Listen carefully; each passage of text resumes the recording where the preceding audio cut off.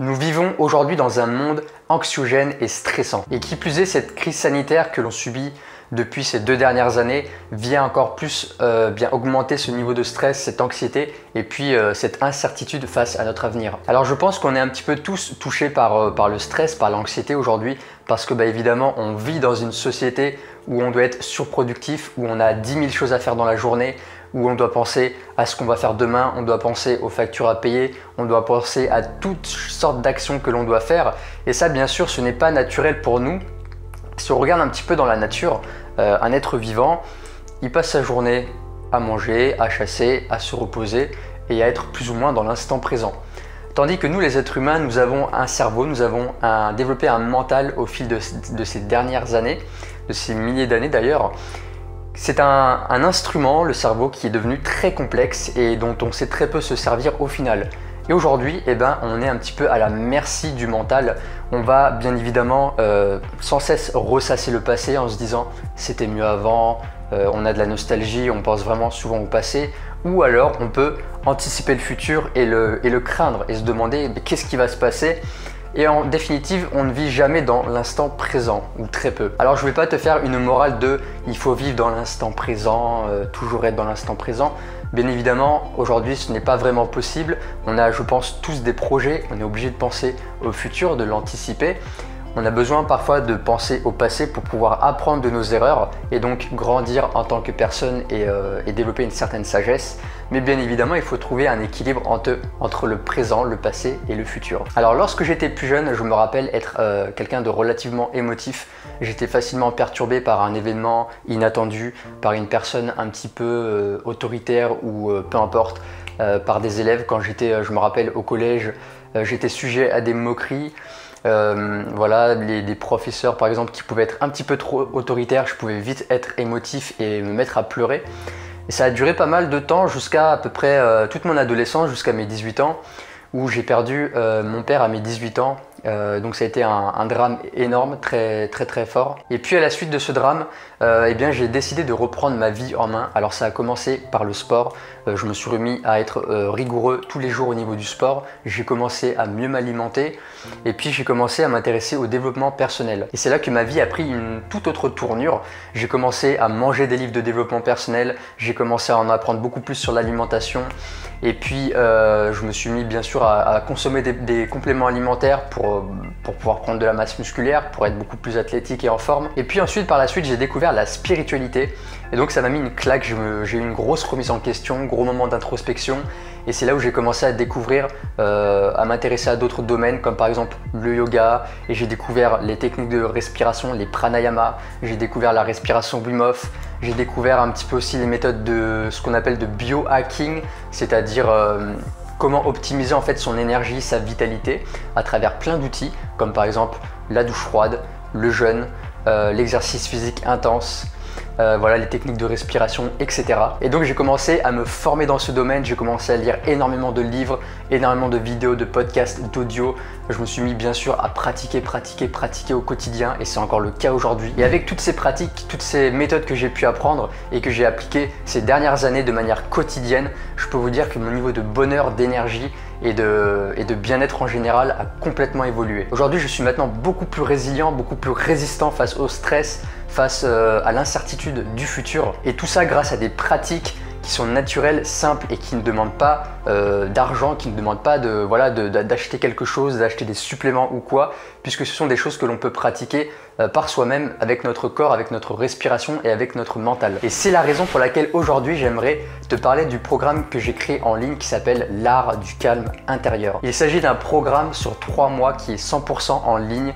Tu seras guidé avec des vidéos, avec des audios, avec des PDF, avec des calendriers, des supports pédagogiques. Et donc dans ce programme, j'ai regroupé en fait le nectar, l'essentiel de tout ce que j'ai pu apprendre ces dernières années en termes d'exercices de respiration, d'exercices de bio-énergétique, tout ce qui va être yoga, qigong, etc. des exercices de méditation, des méthodes pour optimiser son sommeil, son alimentation et encore bien d'autres. Alors c'est un programme, comme je le dis, qui est sur 3 mois. Ça va être palliatif. On a le premier mois qui est une phase de prise de conscience, c'est-à-dire prendre conscience de ses schémas, de ses pensées, de ses schémas de respiration également, parce que la respiration, c'est un des piliers de notre énergie et de notre bien-être. Ensuite, le mois numéro 2, c'est la phase 2, c'est la reprogrammation.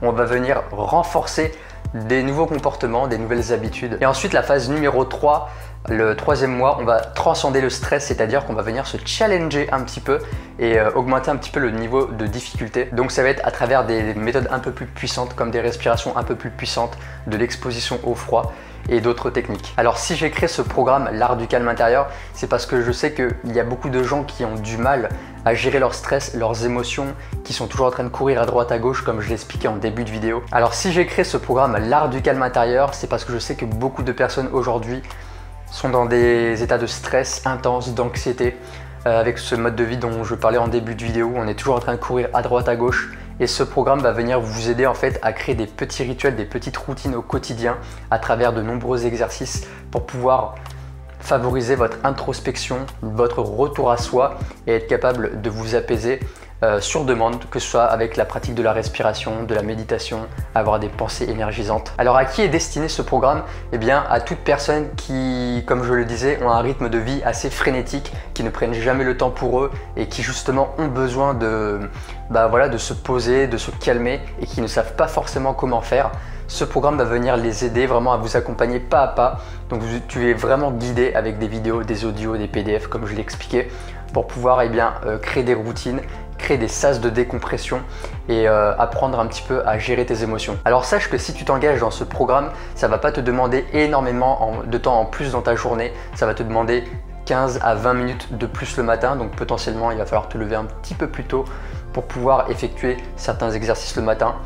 Tu as besoin aussi de quelques minutes par exemple à midi, de 5-10 minutes à midi pendant ta pause, et le soir pareil, tu as besoin de quelques minutes et tu auras aussi des méditations à effectuer le soir, donc potentiellement une quinzaine, une vingtaine de minutes le soir pour pouvoir venir faire une introspection sur toi. Une fois que tu auras acquis le programme, tu auras accès à vie, à une plateforme en ligne, tu auras ta propre plateforme en ligne, tu pourras accéder aux vidéos, aux audios, aux PDF, donc tu auras des PDF à télécharger avec un calendrier. Tu pourras également imprimer ce calendrier et l'accrocher au mur pour pouvoir suivre toute ta progression. Tu auras aussi de nombreux bonus comme par exemple des exercices de respiration supplémentaires, des stratégies pour optimiser ton sommeil ou encore des recettes saines à préparer pour toi, que ce soit le matin, le midi ou le soir. Donc voilà, si tu souhaites te lancer dans l'aventure, dans ce programme de 3 mois, je t'invite à te lancer dès maintenant. Ça va vraiment te changer la vie, ça va faire passer ton énergie, ton bien-être à un autre niveau. Si tu prends ce programme, s'il te plaît, engage-toi à 100%.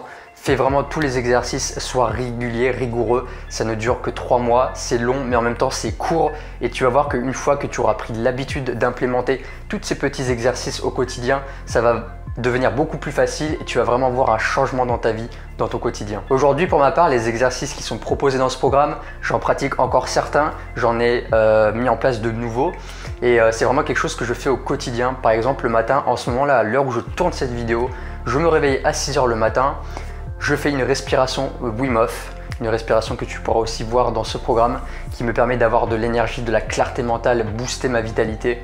Ensuite, je prends une douche froide. Je fais aussi beaucoup d'exercices physiques au quotidien, notamment de la musculation, mais je ne vais pas te proposer ça dans le programme. Je fais également aussi des exercices de respiration le midi avant de manger, des fois quelques postures de yoga.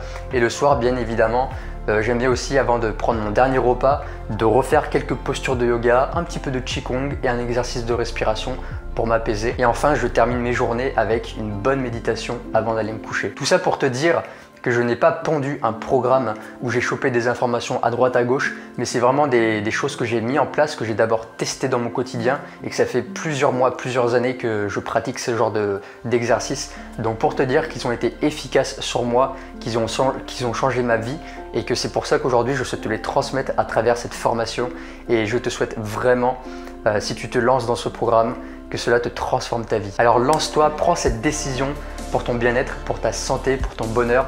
On se retrouve de l'autre côté du programme et je te dis à très bientôt. Merci.